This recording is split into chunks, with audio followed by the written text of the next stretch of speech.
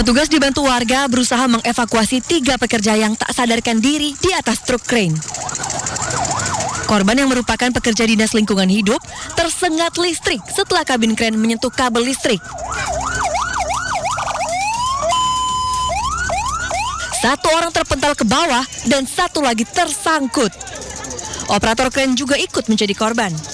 Saat itu, mereka sedang menghias tugu dengan pasang bendera untuk menyambut Hari Kemerdekaan Republik Indonesia. Setelah dievakuasi, ketiga korban dibawa ke Rumah Sakit Umum Daerah Kota Tanjung Balai. Murni kecelakaan kerja karena kami mempersiapkan mengindahkan Kota Tanjung Balai. Jadi pelaku istilahnya pekerja kami itu memang anggota Dinas Lingkungan Hidup yang memang ingin mengindah Kota Tanjung Balai, tapi kronologisnya mungkin karena alat yang kami pakai itu besi agak bersenggolan dengan kabel yang ada, jadi terjadi. Hingga kini, ketiga korban masih dirawat intensif di ruang instalasi gawat darurat karena luka yang cukup serius. Dari Tanjung Balai, Sumatera Utara, Ulil Amri, iNews melaporkan.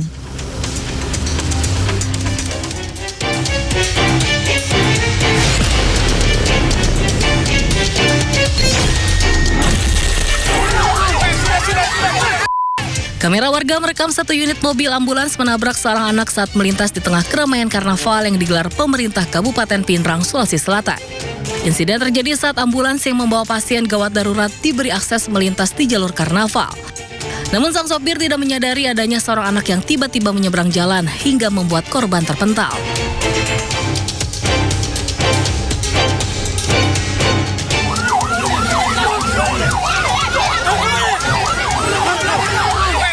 Situasi sempat memanas dan diwarnai ketegangan. Sopir ambulans bahkan sempat mendapat bogaman mentah oleh oknum petugas saat berusaha menghentikan laju kendaraan.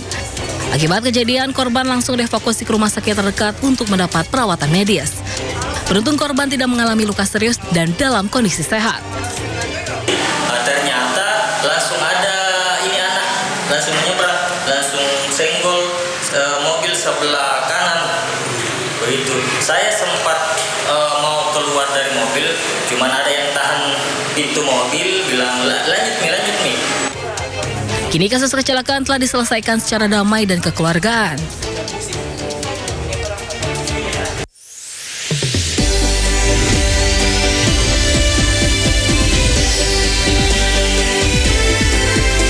Presiden Prabowo Subianto umumkan target pertumbuhan 2027 sebesar 6%.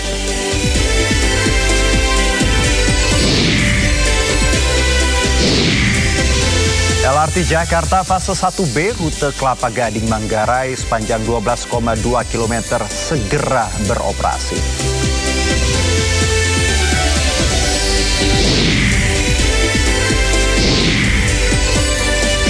Iran tolak klaim Amerika Serikat kendalikan Selat Hormuz.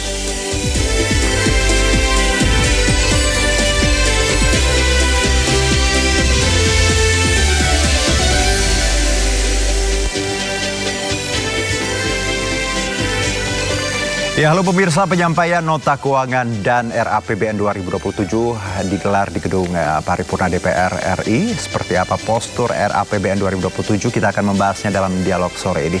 Saya Herjuno Syaputra, selamat datang di Sindo Sore.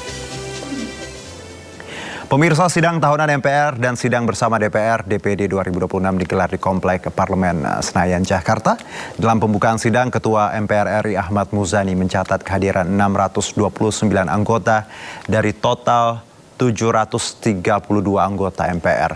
Dalam daftar hadir yang dibacakan tercatat sebanyak 103 anggota DPR dan DPD absen dalam agenda penting kenegaraan ini. Meski diwarnai absen sejumlah legislator, Ahmad Muzani menegaskan kehadiran tersebut telah memenuhi syarat kuota sehingga sidang tetap dinyatakan sah untuk dibuka. Sidang yang digelar dalam rangka memperingati HUT ke-81 RI dihadiri Presiden Prabowo, Wakil Presiden Gibran, serta sejumlah mantan presiden dan wakil presiden.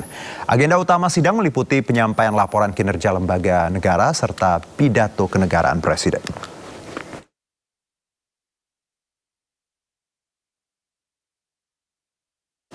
Ya, Presiden Prabowo menyampaikan pidato kenegaraannya dalam sidang tahunan MPR RI dan sidang bersama DPR dan DPD RI. Presiden menyampaikan capaian kinerja lembaga-lembaga negara. Ya, dalam pidatonya pagi tadi pemirsa di Kompleks Parlemen Senayan Jakarta, Presiden Prabowo menyampaikan sejumlah pencapaian dan juga target di 2027.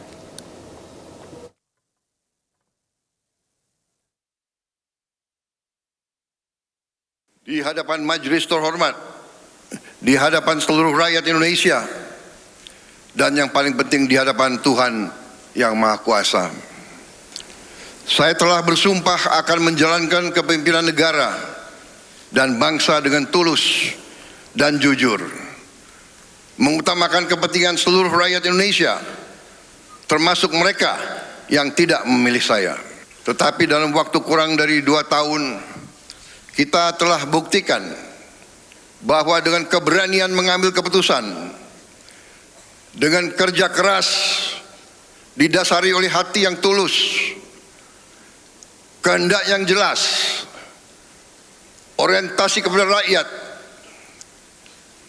dan dengan gotong royong seluruh unsur bangsa, masalah-masalah yang selama puluhan tahun dianggap sangat rumit atau terlalu rumit dapat kita mulai selesaikan. Saya tidak mengatakan selesai, saya mengatakan kita mulai selesaikan. Dalam 21 bulan, tepatnya 663 hari sampai hari ini, pemerintah yang saya pimpin telah memutuskan dan menjalankan 121 kebijakan transformatif untuk menyelesaikan masalah-masalah negara. Sebagian masalah-masalah itu telah berpuluh tahun tidak bisa kita selesaikan. Artinya kita bisa mengatakan bahwa kita telah putuskan satu kebijakan transformatif setiap 5 hari. Demikian kerasnya menteri-menteri saya dan pembantu-pembantu saya telah bekerja. Nah, itu tadi pidato Pak Presiden pemirsa pagi tadi, dan kalau kita lihat yang hadir ini sejumlah tokoh menghadiri sidang tahunan MPR dan sidang bersama DPR DPD RI di gedung MPR DPR Senayan, termasuk ada Presiden ke-7 Republik Indonesia Bapak Joko Widodo. Nah, ini adalah momen kedatangan Presiden ke-7 kita, Bapak Joko Widodo, tiba di gedung MPR DPR RI Senayan Jakarta Jumat pagi tadi. Nampak Pak Jokowi ya adalah, kalau dari informasi yang kita terima ya, satu-satunya mantan presiden yang hadir di sidang tahunan dan sidang bersama DPR DPD RI tahun ini. Karena kita tahu Pak SBY lagi di Amerika ya. Saya dengar lagi untuk medical treatment something ya, medical check up. Selain Jokowi, Wakil Presiden ke-11 Republik Indonesia juga Bapak Budiono hadir ya, Wapres ke-10 dan ke-12 Bapak Yusuf Kala, serta Wapres ke-13 Bapak Maruf Amin juga hadir untuk ikut menyimak langsung pidato kenegaraan Presiden Prabowo Subianto.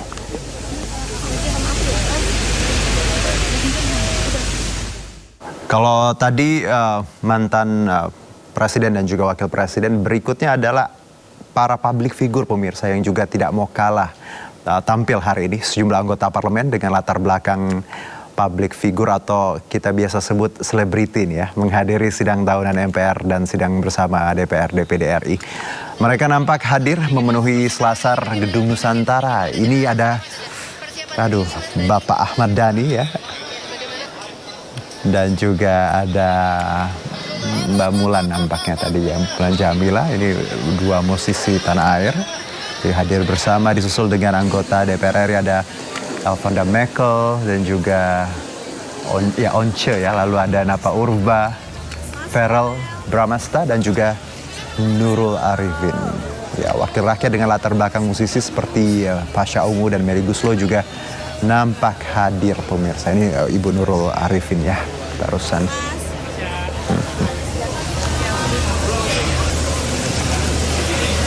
dikit-dikit ya, semua sudah siap. Dan kebetulan panitianya dari DPD. Jadi ketua DPD dan sekjen DPD sudah bekerja siang dan malam. Sama seperti saya. Ada dinantikan nggak dari pidato presiden nanti? Ya karena belum mendengar saya tidak ada komentar. Kita dengarkan dulu ya. Dari pihak DPD sendiri mungkin bisa disampaikan pesan dari Mas siapa presiden seperti apa gitu. Apa yang ingin didengar di dalam sidang kali ini Mas? Iya, kita dengarkan dulu. Soalnya kalau belum mendengarkan, nggak tahu. Itu Om kita semua, Om Komeng ya, uhui. Baik, nah kalau dalam sidang tahunan MPR RI dan sidang bersama DPR DPD RI, pemirsa, Ketua MPR Ahmad Muzani ini juga menyebutkan bagaimana posisi non-blok Indonesia dan keterlibatan Indonesia dalam menciptakan perdamaian dunia. Ketua MPR juga menggaungkan dukungan Indonesia untuk kemerdekaan Palestina. Indonesia berkewajiban ikut melaksanakan ketertiban dunia yang berdasarkan kemerdekaan, perdamaian abadi, dan keadilan sosial. Karena itu, politik luar negeri bebas aktif berarti bebas menentukan pendirian berdasarkan kepentingan nasional, tidak berpihak kepada salah satu blok manapun. Indonesia harus tetap konsisten menolak perang sebagai cara menyelesaikan perselisihan antar negara. Dalam bahasa yang sederhana, sering disampaikan oleh Presiden Prabowo, 1000 kawan terlalu sedikit, 1 musuh terlalu banyak.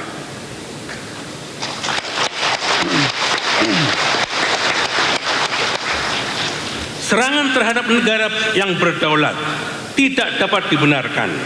Kedaulatan wilayah dan kemerdekaan politik setiap warga wajib dihormati. Tidak boleh ada negara manapun yang merasa berhak untuk menentukan nasib bangsa lain. Karena itu, melalui mimbar yang terhormat ini, kami menyerukan penghentian perang di kawasan Timur Tengah dan di belahan dunia lainnya. Mengutamakan diplomasi sebagai jalan untuk membicarakan semua perbedaan. Kita tidak boleh kehilangan kata-kata dan kesabaran untuk mencari jalan perdamaian melalui meja perundingan. Perdamaian adalah keberanian untuk menahan diri, kesediaan mendengar, dan kemampuan menempatkan kehidupan manusia di atas ambisi kekuasaan. Dunia tidak membutuhkan perang, dunia membutuhkan keberanian untuk berdamai. Sidang majelis, saudara-saudara sebangsa dan setanah air. Perang juga telah membawa korban bagi pemimpin Iran. Karena itu, dalam forum yang mulia ini, kami menyampaikan bela sungkawa yang mendalam atas wafatnya Rahbar, pemimpin tertinggi Republik Islam Iran, Ayatullah Ali Khamenei. Perkenankan pula kami menyampaikan bela sungkawa dan simpati yang setulus-tulusnya atas wafatnya Emir Qatar, Syekh Hamid bin Khalifa Al Thani.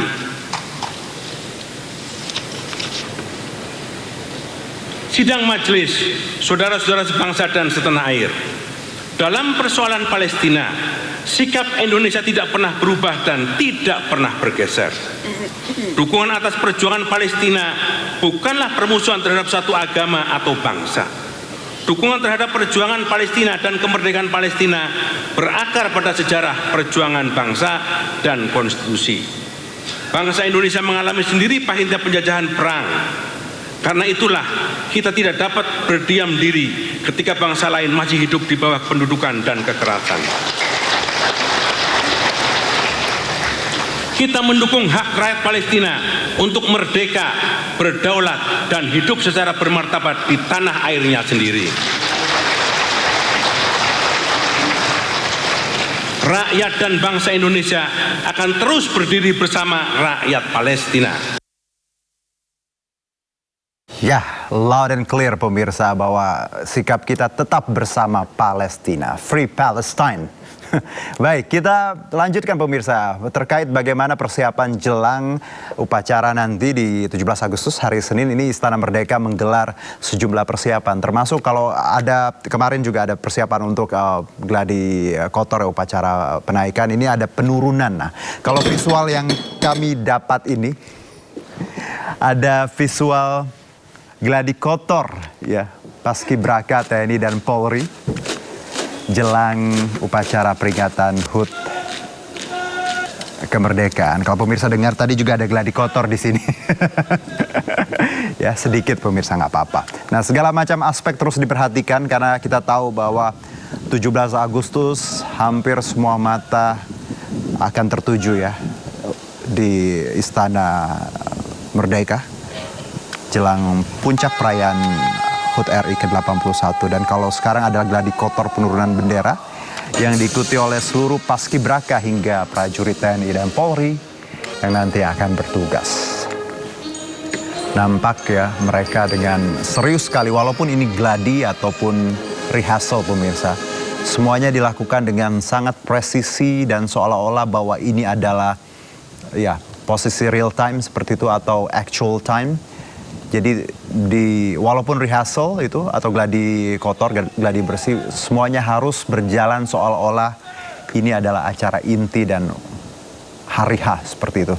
Kita lihat juga bahwa pasukan paskibraka ini sudah berlatih hampir lebih dari 1 bulan ya, dan ditempa di pusat pelatihan. Seperti itu mereka hadir dari berbagai wilayah di tanah air, mewakili tiap provinsi di tanah air dan melalui proses yang sangat ketat. Dan kita tahu juga formasi untuk baik itu posisi masing-masing nanti baru kita akan ketahui di hari H di 17 Agustus nanti tepat di hari Senin pemirsa.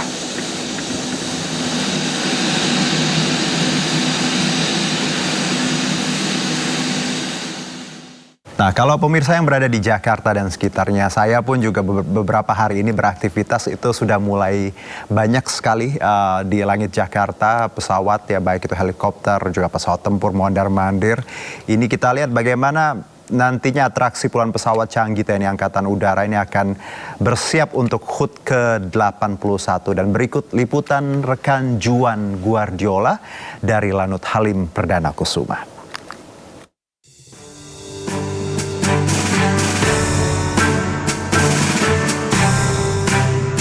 Atraksi udara puluhan pesawat canggih milik Republik Indonesia menjadi momen yang ditunggu-tunggu saat peringatan kemerdekaan RI di Istana Merdeka.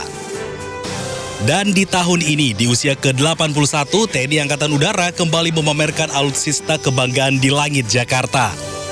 Sejumlah persiapan terus dimatangkan melalui sejumlah gladi di landasan udara Halim Perdana Kusuma. Nantinya di HUT RI ke-81, sejumlah atraksi flypass hingga akrobatik udara akan disuguhkan.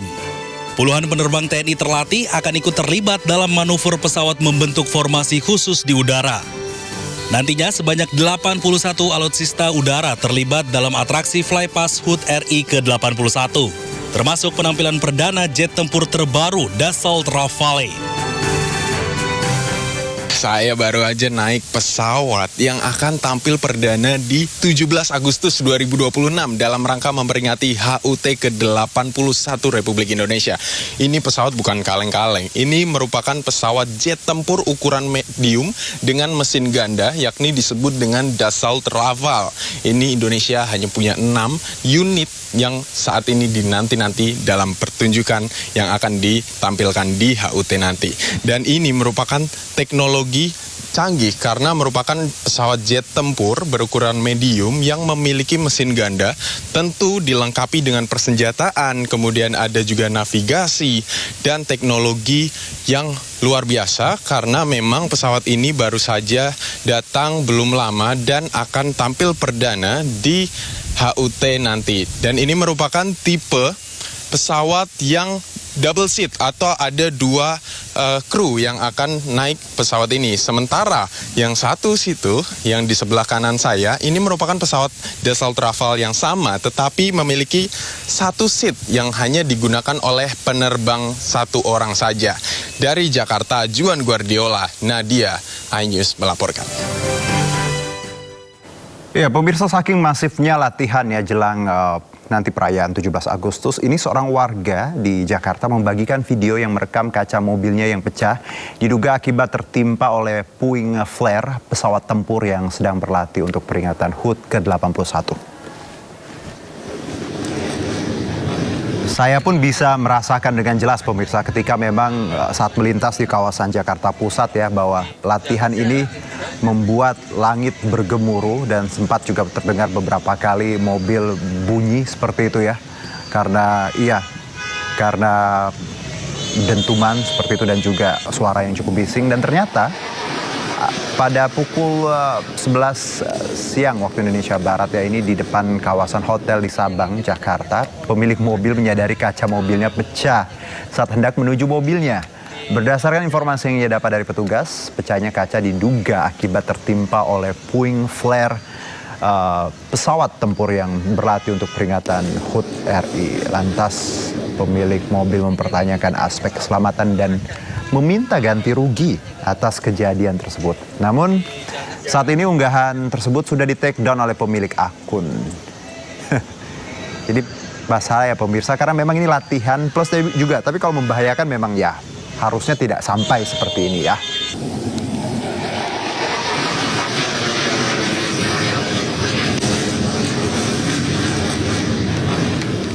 Ya, terima kasih masih bersama kami pemirsa. Dalam pidatonya di penyampaian nota keuangan dan RAPBN 2027, Presiden Prabowo Subianto mengatakan kebijakan pengadaan barang dan jasa pemerintah menunjukkan konsolidasi pemerintah daerah menghasilkan efisiensi yang maksimal. Presiden menegaskan efektivitas penggunaan anggaran penting dilakukan demi mencapai potensi realisasi program kerja yang lebih baik. Jika dilaksanakan secara luas dan disiplin, meningkatkan konsolidasi, kinerja berbasis elektronik, perencanaan berbasis data akan menghasilkan pengadaan terbaik yang menghasilkan efisiensi bagi negara. Data Lembaga Kebijakan Pengadaan Barang dan Jasa Pemerintah LKPP menunjukkan bahwa konsolidasi pengadaan pemerintah daerah saat ini telah menghasilkan efisiensi 20,86% pada 2025 dan 25,43% diperkirakan pada 2026. Jika dilaksanakan secara luas dan disiplin, konsolidasi, penggunaan katalog elektronik, perencanaan berbasis data, serta praktek pengadaan terbaik dapat menghasilkan efisiensi sampai 30% dari belanja pengadaan 1.200 triliun rupiah. Artinya, efisiensi dalam 1 tahun bisa mencapai 360 triliun rupiah. Kita bisa bayangkan 20 miliar dolar. Ini bukan angka yang kecil. Kita bisa berbuat sangat banyak dengan 360 triliun. Dan ini adalah di tangan kita. Saudara-saudara, sebagai contoh, tahun lalu layar pinter interaktif atau IFP yang selama ini dibeli oleh Pemda-Pemda secara terpisah di kisaran harga 150 juta rupiah per unit, setelah pembelinya kita konsolidasikan di Kementerian Dikdasmen, kita dapat membeli dengan harga 26 juta rupiah per unit.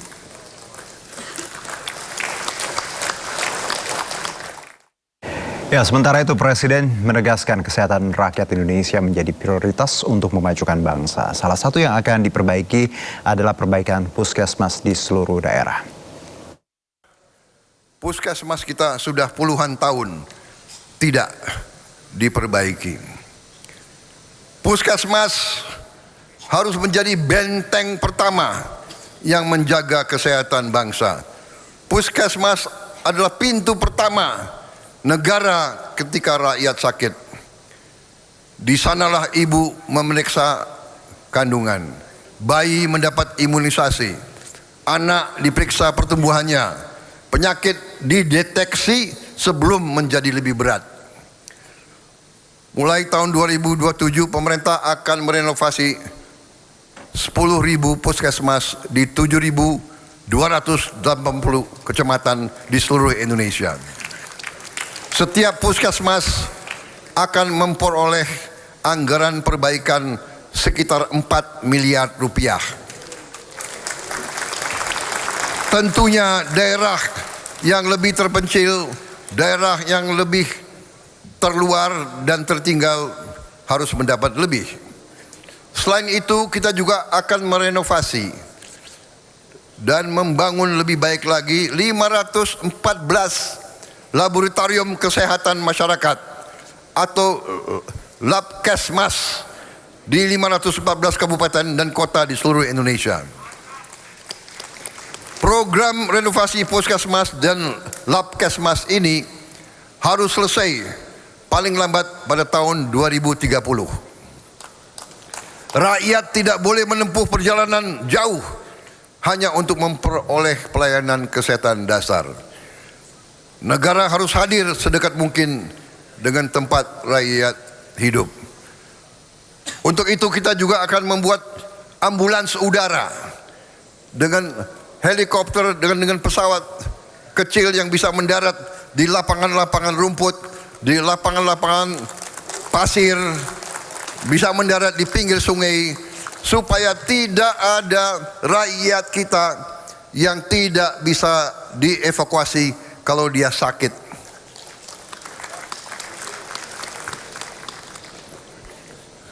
Saya mendapat laporan banyak ibu-ibu yang meninggal karena harus menempuh jalan 7 jam sampai 9 jam pada saat melahirkan.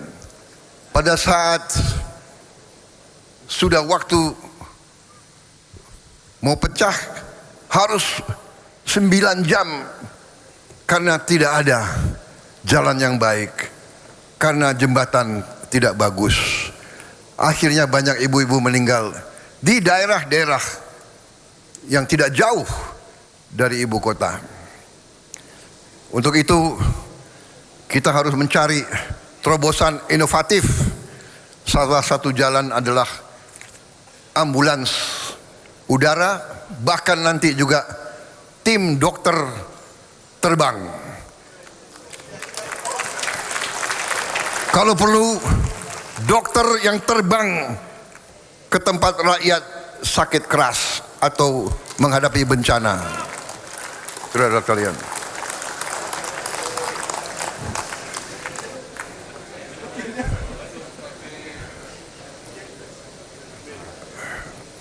kedua, kita akan membangun dan merevitalisasi 441 rumah sakit umum daerah. Setiap dari 514 kabupaten dan kota kita harus memiliki rumah sakit yang canggih yang bisa menyelamatkan rakyat secepat mungkin. Ya, itu tadi pidato Presiden terkait kesehatan yang baik-baik kita aminin pemirsa, termasuk bagaimana tadi perbaikan puskesmas dan fasilitas kesehatan untuk seluruh masyarakat di tanah air. Nah, kalau kita bicara cita-cita ya tadi banyak sekali. Namun kini kita coba bahas bagaimana penyampaian asumsi makro pertumbuhan ekonomi Indonesia di 2027 yang disampaikan oleh Presiden di parlemen beberapa saat yang lalu. Apakah Prabowonomics, right, jangan dipisah, oke. Prabowonomics ini dapat mewujudkan 8% pertumbuhan ekonomi di tahun 2029 nanti. Sudah hadir bersama kami pengamat ekonomi Indef, ada Bang Rizal Taufikur Rahman. Assalamualaikum, selamat sore Bang Rizal. Waalaikumsalam Mas Iya. Juno, selamat sore. Iya, terima kasih sudah bergabung. Tadi udah nonton dong dari pagi sampai tadi jam 4-an? Iya pasti dari pagi ya, terus diselingi Jumat, kemudian baru selesai ya Mas. Betul, banyak sekali yang disebutkan Bapak Presiden dan juga bagaimana tadi pencapaian, ada juga target. Nah, tapi yang menarik dulu Bang Rizal, kita bicara ekonomi nih ya, rananya Bang Rizal. Ada target tadi 6% lah sampai akhir tahun. Is it possible?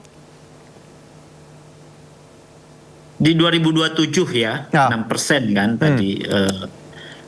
Asal ada catatannya ya, syarat untuk mencapai itu tentu engine growth-nya harus sesuai dengan upaya 6% gitu ya. Jadi memang angka ini sih di bawah dari PPKF ya. tadinya 5,8 sampai 6,5 diambil tengahnya ya 6% gitu. Memang jauh lebih realistis lah pemerintah gitu ya mentargetkan itu. Tetapi yang lebih penting adalah tadi engine growth-nya itu dari mana gitu. Nah, saya melihat ada beberapa catatan gitu ya.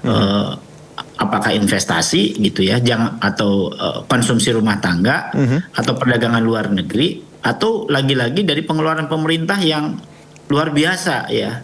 Karena kan di laju pertumbuhan ekonomi di semester 1 ini ya 2026 katakanlah ya 5,45%, di mana kuartal 1 5,61 ya, kuartal 2 5,29. Ini kan semuanya makroekonomi indicatorsnya paling tinggi adalah dorongan dari transfer payment kan, government expenditure.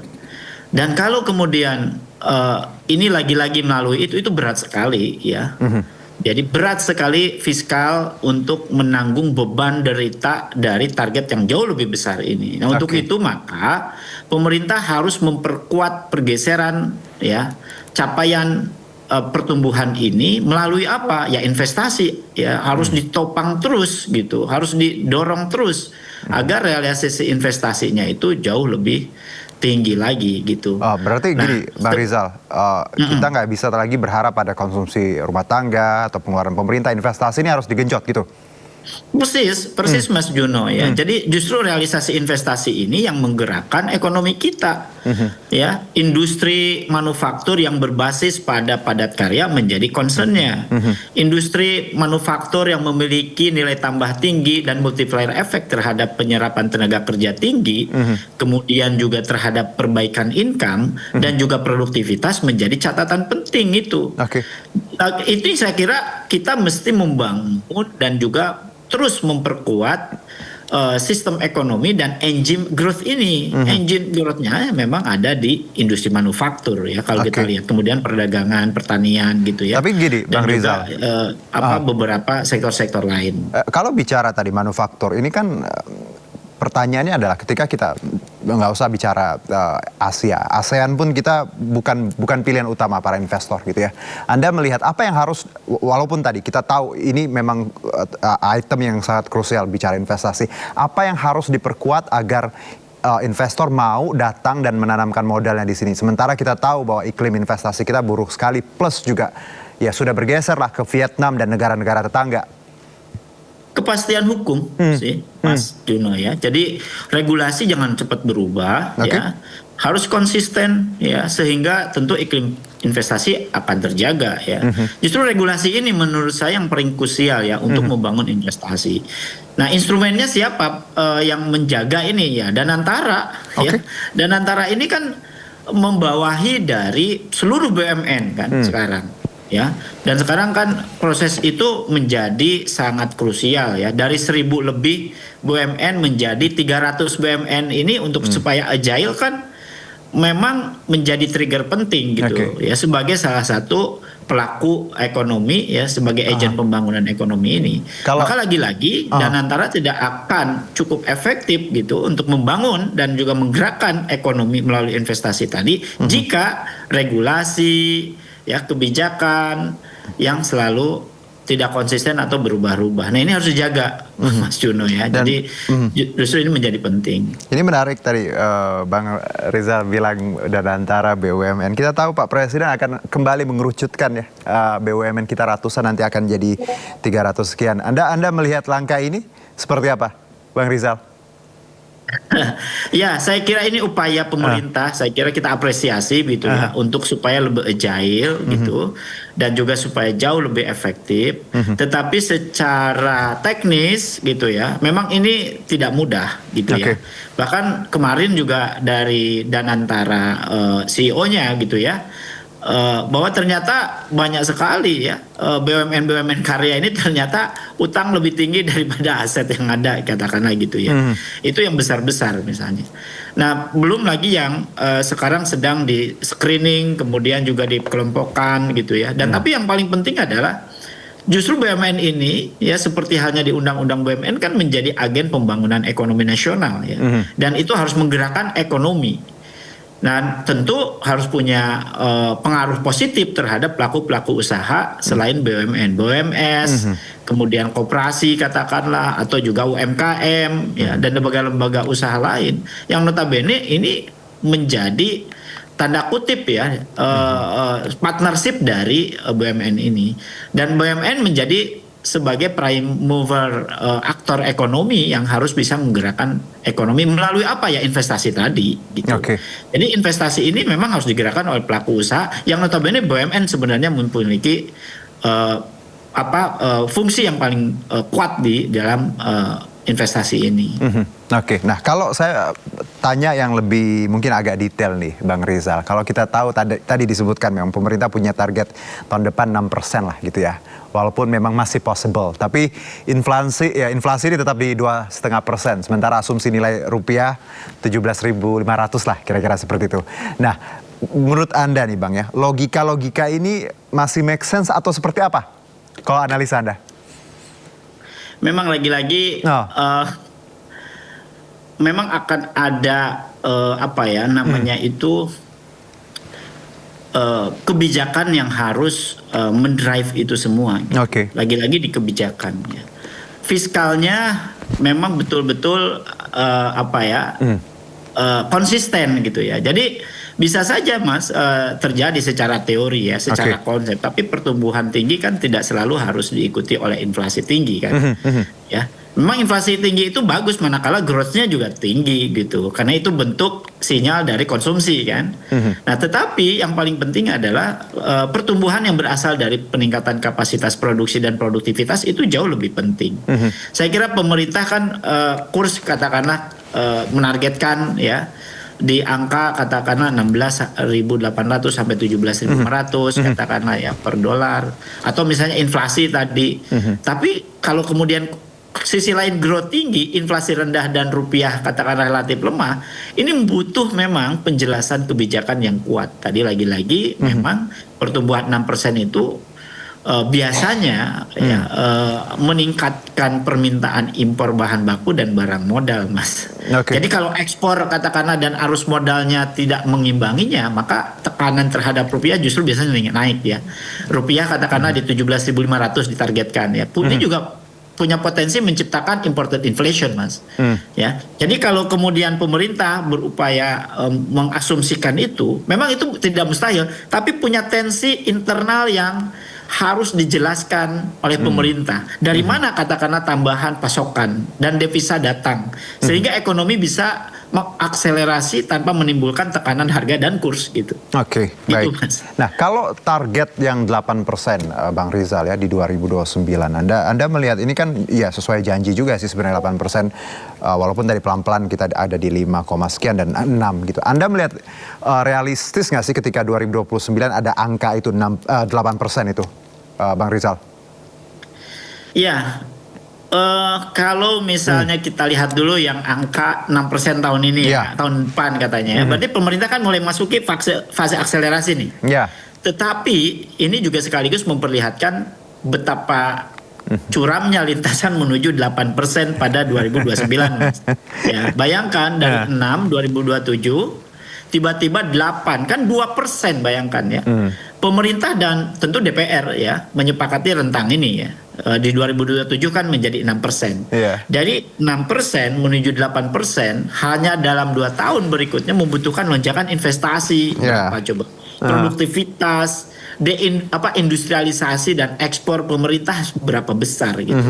Jadi memang target 8% ini tidak tercapai hanya dengan memperbesar belanja pemerintah yang tadi di awal saya sampaikan. Justru potensial growth-nya Indonesia harus dinaikkan.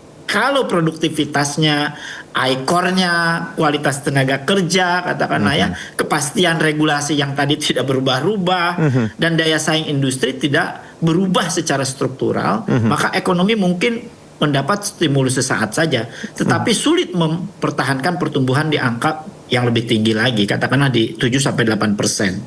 Artinya apa? ini challenging sekali gitu ya, pemerintah menargetkan angka ini.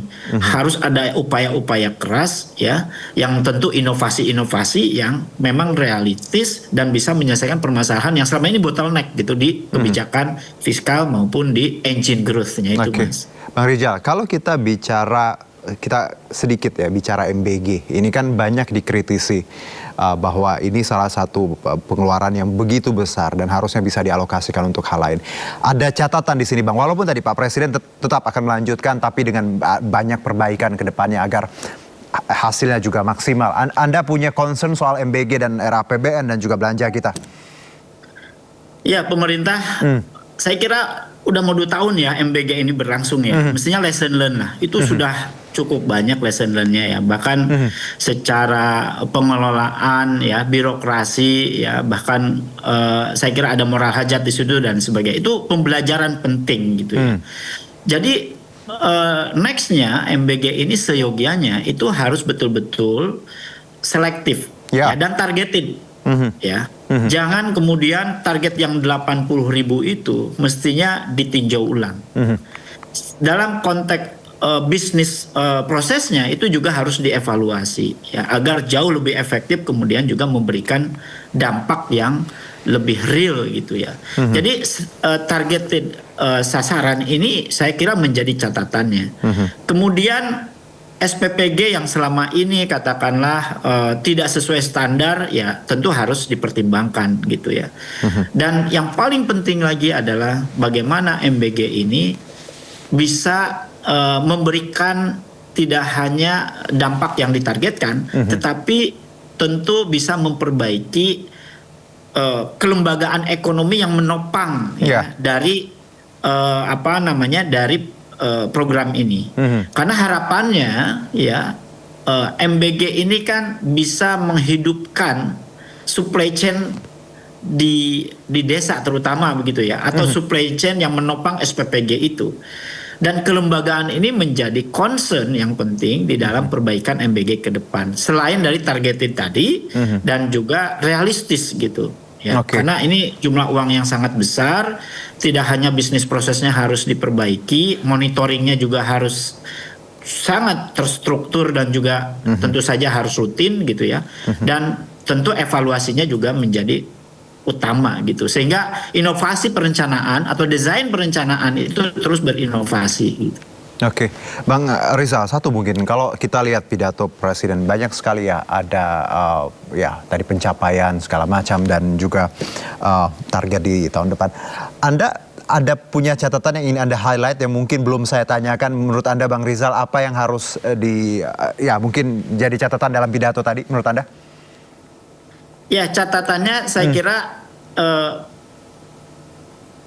mungkin lebih antara capaian pertumbuhan kemudian antara realitas di lapangan gitu ya. Ini harus inline inline.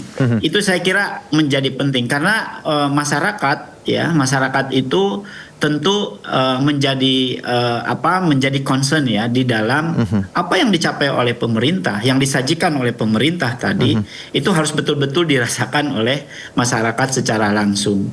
Ya, jadi capaian-capaian itu jauh akan lebih berarti ya bagi masyarakat manakala angka-angka itu bisa dirasakan oleh mereka. Apa yang paling baik tadi dari pencapaian Prabowo menurut Anda, Bang Rizal? Satu saja. Saya kira menurut saya masalah efisiensi ya. Konsolidasi ya pembiayaan fiskal yang selama ini ternyata lumayan besar ya. Bahkan setiap per tahun kan sangat tinggi ya, hampir 360 triliun gitu. Dan pemerintah ya seyogianya dengan angka ini bukan hanya sebatas angka saya kira ya. Bukan masalah efisiensi. Bahkan saya kira yang 30% hampir 360 triliun ini ya dari belanja jasa dan barang, justru saya kira ini yang luar biasa nih, gagasan yang sangat masuk akal menurut saya ya. Jadi pemerintah karena Mengapa? Karena dia kan pembeli yang besar ya. Ketika pengadaan dikonsolidasikan, bargain power pemerintah kan naik nih. Fragmentasi pembelian berkurang, harga satuan dapat ditekan, ekonomi upscale-nya kan tercipta. Tetapi ada catatannya, Mas. Jadi potensial saving tadi 360 triliun itu jangan langsung diperlakukan sebagai uang tunai yang otomatis tersedia. Oh, bukan itu, ya? Mas. Bukan ya? Betul. Yang kedua, efisiensi tidak boleh berubah dari sekedar pemotongan anggaran atau mengejar barang termurah. Tapi dari ekonomi publik katakan atau sektor publik, ukuran yang benar itu ada value of money-nya, ekonomis dalam konteks efisiensi dalam proses, efektif dalam output. Yang ketiga adalah ini yang penting, konsolidasi pengadaan mempunyai konsekuensi terhadap struktur market. Jadi kontrak yang semakin besar memang meningkatkan daya tawar pemerintah, tetapi justru punya potensi membuat UMKM dan pemasok yang selama ini, ya terutama di daerah, akan sulit kompetitif. Ini juga menjadi catatannya sih, Mas. Oke, baik Bang Rizal, terima kasih ya atas analisanya. Kita tadi sama-sama dukung tentunya hal yang baik, yang positif, yang dicita-citakan Pak Presiden dan jajarannya.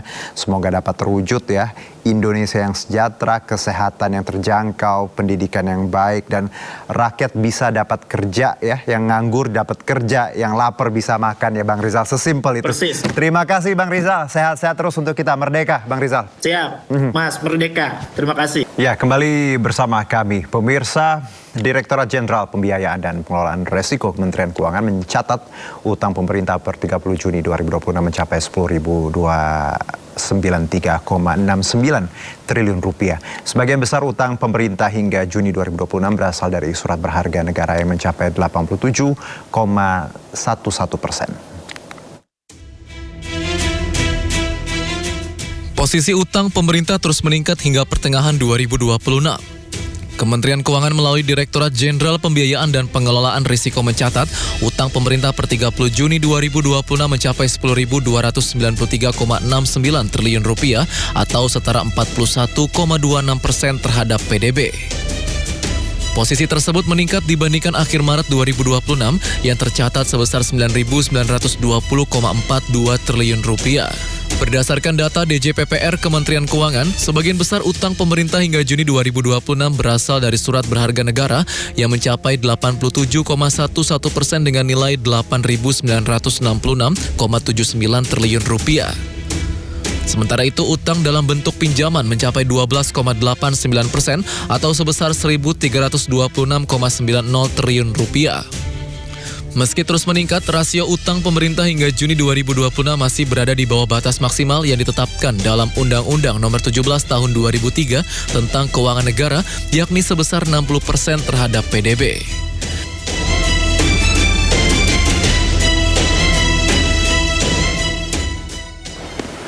Presiden Prabowo Subianto berencana untuk mengalihkan sebagian keuntungan BPI Danantara untuk mendukung APBN dan difungsikan sebagai cadangan di kas negara. Rencana tersebut diakui menjadi salah satu bentuk kontribusi Danantara terhadap fiskal negara. Presiden Prabowo Subianto berencana untuk mengalihkan sebagian keuntungan BPI Danantara untuk mendukung anggaran pendapatan dan belanja negara. Keuntungan tersebut akan difungsikan sebagai cadangan di kas negara. Menurut Menteri Keuangan Purbaya Yudi Sadewa, wacana pengalihan dana tersebut saat ini masih sebatas ide. Pemerintah masih perlu melakukan pembahasan lebih lanjut mengenai rencana tersebut bersama Danantara, termasuk skema penyalurannya. Purbaya belum memastikan melalui pos apa dana tersebut nantinya akan dicatat dalam APBN. Danantara kan mengajukan juga keuntungan kan.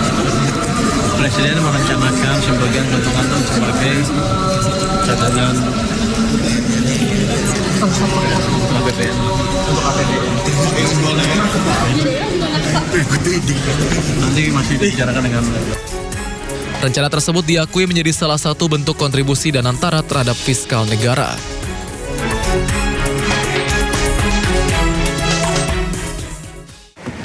DPR RI akan segera memproses surat Presiden terkait usulan pengisian jabatan Dewan Gubernur Bank Indonesia setelah pembukaan masa sidang pada 14 Agustus 2026. Dalam surpres tersebut, Presiden mengusulkan 4 nama, yakni Aida S. Budiman, Solikin M. Juhro, M. Anwar Basyori, serta Destri Damayanti.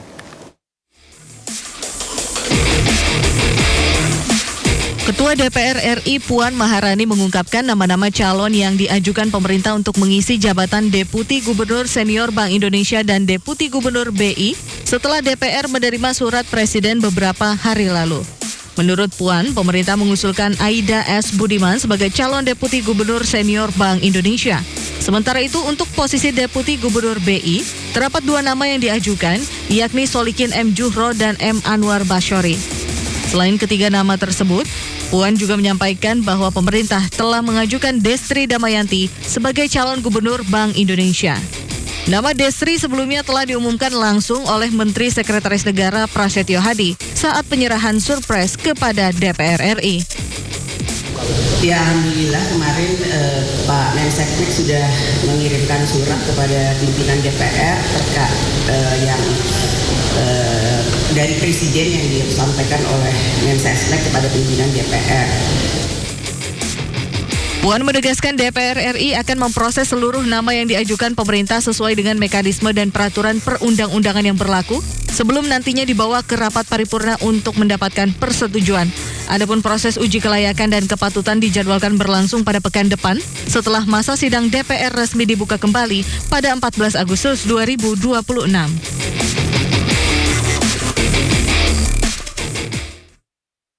Ya pemirsa, langsung kami ajak Anda untuk bergabung dengan visual terkini dari Gedung Kementerian Keuangan Republik Indonesia terkait tanggapan RAPBN 2027 oleh Menkyu Bapak Purbaya. Silakan pemirsa berikut. Ekstrim berbasis data sen, serta penguatan program graduasi kemiskinan, dan juga menajamkan akurasi data penerimaan subsidi dan bansos agar lebih tepat sasaran. Sedikit untuk anggaran pendidikan. Sesuai dengan Undang-Undang 45, negara memprioritaskan anggaran pendidikan sekurang-kurangnya 20% dari APBN untuk mendukung penyelenggaraan pendidikan nasional. Jadi, itu akan kita implementasikan di tahun 2027, antara lain untuk peningkatan akses dan kualitas pendidikan yang merata bagi seluruh masyarakat melalui PIP kepada 22,1 juta siswa dan KIP kuliah kepada 1,1 juta siswa. Kami juga akan membangun sekolah unggul Garuda dan sekolah rakyat, meningkatkan kualitas pembelajaran melalui makanan bergizi gratis, dan sebagainya seperti yang sudah diceritakan Bapak Presiden tadi. Anggaran perlindungan sosial juga tetap cukup besar di tahun 2027, mencapai 549,9 triliun rupiah. Anggaran Perinsos merupakan salah satu instrumen yang penting untuk melindungi masyarakat dari risiko sosial, menjaga daya beli, dan meningkatkan kemampuan ekonomi masyarakat miskin dan rentan guna membantu menurunkan tingkat kemiskinan termasuk kemiskinan ekstrim. Anggaran Perinsos 2027 mencapai 549,9 triliun rupiah, itu tumbuh 10% dibanding dengan pada tahun 2026. Anggaran ketahanan pangan juga tetap tinggi di 195,3 triliun rupiah, tumbuh sekitar 2,3% dibanding anggaran yang sama di tahun 2026 ini. Saya pikir sebagian besar sudah disampaikan oleh Bapak Presiden tadi, saya tidak akan mengulangi lagi secara detail. Yang jelas untuk postur anggaran, defisitnya diproyeksikan mencapai 2,4% dari PDB, pendapatannya tumbuh cukup, belanja negara juga tumbuh cukup dibanding tahun lalu, tetap ekspansif. Ekonomi diprediksi tumbuh sekitar 6%. Jadi perekonomian dunia di tahun 2027 diperkirakan masih akan dihadapkan pada dinamika yang kompleks dengan tingkat ketidakpastian yang tinggi.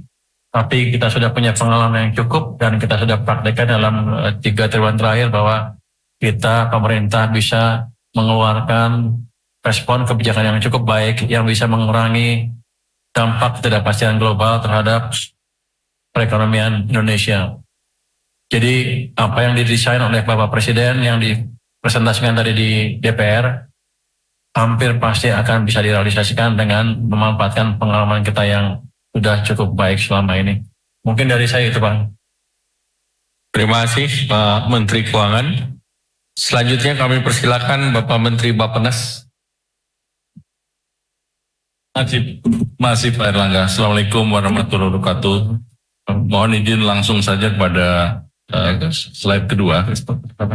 Mendapat penjelasan dari Bapak Menko Menko Perekonomian dan juga Pak Menko Pangan dan juga Menteri Keuangan, kami pastikan bahwa semua perencanaan pembangunan itu berbasis pada Undang-Undang Dasar 45 dan juga berbasis pada rencana kerja pemerintah.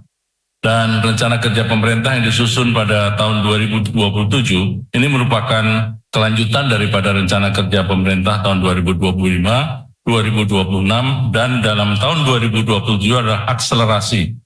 Di mana akselerasi adalah tahun eksekusi bahwa APBN, BUMN, swasta, dan daerah bergerak untuk hasil nyata, dan ini merupakan dalam rangka pencapaian target 2029. Kemudian yang paling penting adalah bahwa ada penajaman di dalam rencana kerja pemerintah, khususnya dalam membuat program yang disebut sebagai rencana kerja dalam bentuk program kerja pembangunan nasional di dalam klaster 8 klaster, di mana 8 klaster ini akan ada 80 program prioritas dan 8 klaster ini ada tercatat langsung saja pada PowerPoint yang kelima, dan di sini adalah semua rangkaian kelima dan semua catatan ini ada di dalam buku lampiran RAPBN kita, dan buku ini nanti sudah dibagikan secara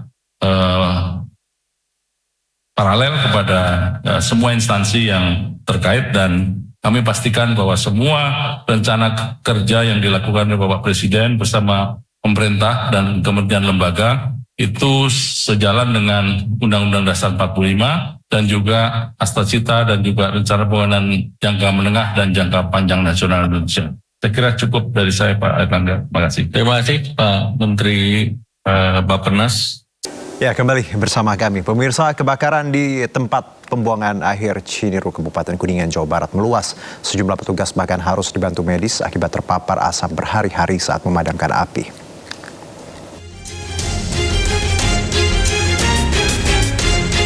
Pantauan udara menunjukkan asap tebal masih membumbung tinggi dan meluas di sekitar lokasi kebakaran tempat pembuangan akhir Ciniru, Kecamatan Jalaksana, Kabupaten Kuningan, Jawa Barat. Tiupan angin yang kencang membuat kebakaran semakin meluas hingga nyaris meluluh lantakan seluruh area TPA. Jumlah titik api yang terus bertambah membuat petugas kesulitan menjinakkan api. Kendala lain mulai dari perlengkapan petugas yang kurang memadai hingga sumber air yang jauh dari lokasi kebakaran. Meskipun bergantian, para petugas gabungan tetap membutuhkan bantuan medis akibat berhari-hari terpapar asap kebakaran di lokasi. Kita juga agak direpotkan dengan kondisi angin tadi yang cukup kencang, sehingga sempat muncul kobaran api yang cukup besar. Dan kalau berbicara luasan lahan, ada penambahan ya Pak, ada penambahan mungkin dari sekitar luas lahan 5 hektar itu ya 4 hektar mungkin sudah Kebakaran di TPA Ciniru Kuningan terjadi sejak Rabu dini hari. Jumlah personil pemadam ditambah, sejumlah kendaraan berat masih beroperasi, dan drone thermal diterjunkan untuk memetakan titik api. Dari Kuningan, Jawa Barat, Mahardika, iNews melaporkan. Progres pembangunan LRT Jakarta fase 1B rute Kelapa Gading Manggarai hampir rampung. LRT sepanjang 12,2 km ini segera beroperasi.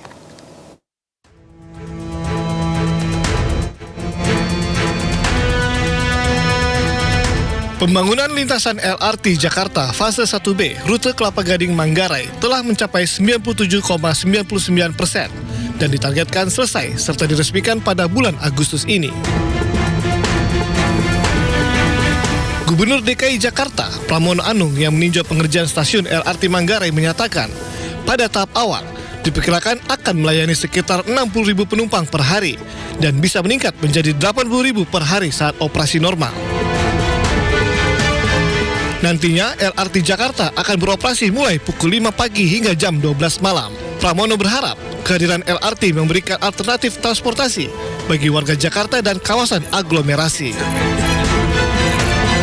Sekarang ini sudah di angka 97,99 ya. Jadi hampir 98%. Apa yang kurang? Yaitu hanya persinyalan yang di beberapa titik, tetapi akan selesai tanggal 20 Agustus ini. Saudara-saudara sekalian, kalau melihat ini, maka sebenarnya inilah yang akan merubah wajah Jakarta ke depan. Tanpa disadari, inilah yang menghubungkan 3 kota utama Jakarta, yaitu mulai dari utara, Kelapa Gading, kemudian Jakarta Timur, dan sekarang kita berada di Jakarta Selatan. LRT Jakarta 1B memiliki panjang 12,2 km dengan nilai investasi sebesar 12,1 triliun rupiah. LRT Jakarta akan melayani penumpang di 11 titik pemberhentian atau stasiun. Tim Liputan iNews melaporkan. Pemirsa, viral di media sosial beredar video rekaman CCTV Satuan Polisi Pamung Praja dan Wilayatul Hisbah Kabupaten Aceh Utara Aceh diduga mengambil rokok milik pedagang saat pemeriksaan. Namun informasi ini dibantah. Ya, ini adalah rekaman CCTV yang memperlihatkan Satpol PP dan WH bersama tim Bea Cukai dan Polres Lok Sumawe melakukan razia rokok. Dalam rekaman terlihat ada salah satu tangan yang mengambil rokok dan diduga mengantonginya. Tuh, kalau rekamannya sih jelas ya tadi, mengambil lalu mengantonginya. Namun setelah dilakukan pemeriksaan, Satpol PP Aceh Utara sebut anggotanya tak terbukti mengambil rokok pedagang saat razia. Rokok tersebut diamankan sebagai barang bukti. Oke, baik. Satpol PP dan pihak Kabupaten Aceh Utara bersama pihak Bea Cukai dan Kepolisian ingin meluruskan hal video viral di masyarakat terkait kegiatan operasi pasar rokok ilegal yang mana terlihat anggota kami mengambil rokok di toko tersebut adalah tidak benar, karena semua yang merupakan barang bukti diserahkan seluruhnya kepada Bea Cukai untuk diproses lebih lanjut. Demikian. Ya, beberapa hari ini warga Surabaya diramaikan dengan pemberitaan terkait dugaan pungutan liar di stan sentra wisata kuliner Surabaya. Dan informasi ini diketahui saat Wali Kota Surabaya Eri Cahyadi mengecek langsung ke lokasi. Saat Wali Kota Surabaya Eri Cahyadi melakukan sidak di sentra kuliner Surabaya, ditemukan adanya laporan pungutan liar jutaan rupiah di lokasi. Namun informasi warga ini dibantah oleh paguyuban dan petugas di lapangan. 3 juta ini buktinya, jangan dilempuk, ada pecat semua. Dipasarkan sama Norai Soto. Lo kon sing tako. Pemerintah kok mari ngekno paguyuban mbok tinggal dikontrol. Lah wong cilik kon bayar ditagih-tagih kon pungli kon meneng ae. Ka iso ngono dadi pemerintah iku. Ya copotan kelambimu dadi pemerintah. Kalau udah dadi lurah kamu nih. Mending kalau dadi lurah kamu ganti ae. Dari saya, Pak. Dijual, Pak, sama RW-nya. Banyak yang dijual, Pak. 3 juta ini buktinya. Jangan dilempuk, ada pecat semua itu. Mana-mana? Bukan kakak sini dapat sini, Pak. Panggil RW-nya. Besok Pak, saya menyonsat gas preman, ngantornya di sini. Maaf Pak Wali ya, seharusnya Pak Wali jangan dengar dari sepihak. Betul, makanya saya besok. Kapan kita bisa ngumpul? Enggak, saya besok lapor langsung polisi, selesaikan di sana. Kalau jenengan nggak pernah ada minta ini, insya Allah kan apa-apa. Tapi kalau sampai nerima uang kayak begini, saya pastikan hukum berjalan. Soal ada pihak dari luar itu tanpa sepengetahuan saya, Pak. Tanpa sepengetahuan sampean maksudnya gimana? Kan laporan ke saya. Nah gini Pak, ya tak ceritain dulu Pak ya. Kan banyak yang nggak jual karena sepi, terus ada orang kepingin jual. Tapi nanti orangnya kalau mau jual sampai pindah. Itu toh nggak bisa Pak, ya sampai kudu izin lurah lah. Loh, Pak Lurah udah? Sudah, ganti orangnya sudah. Loh, kalau orang ini bukan diganti Pak, maksudnya bukan diganti. Kan sementara kan orang yang kepingin jual. Lah, nanti dikasih jangka waktu 3 bulan, 4 bulan sama saya. Nggak iso Pak. Mau. Baru diganti. Iki si dodolan jenenge Eri. Terus mari ngono iki sepi. Eri gak dodolan umumnya. Ya. Ada orang lain mau masuk ganti Eri. Ya sampean izin dhisik nang kene, ganti jenenge nang kene. Sampean ngecek. Bener gak Eri iki metu sak gelem balik maneh. Nek sampean gak nglakoni iku ya ruwet Pak. Fitnahe gede.